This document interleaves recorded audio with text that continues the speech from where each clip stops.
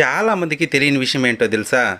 తిరుచానూరులో ఉండేది పద్మావతి అమ్మవారు అంటే ఆకాశరాజు కుమార్తె పద్మావతి అమ్మవారు అనుకుంటారు. కానీ తిరుచానూరులో ఉండేది సాక్షాత్తు లక్ష్మీదేవే. అమ్మవారు ఇక్కడ సరోవరంలో బంగారు పద్మంలో ఉద్భవించారు. అందుకే పద్మావతి అని ఇంకో పేరు తల్లికి.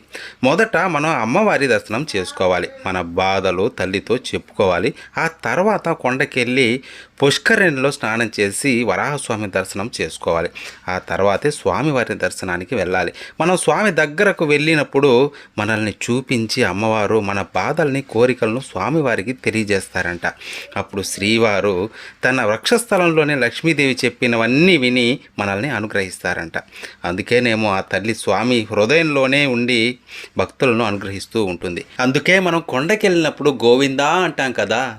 దాంతోపాటు శ్రీదేవి భూదేవి సమేత వెంకటేశ్వర అంటే స్వామివారికి చాలా ఇష్టమంట.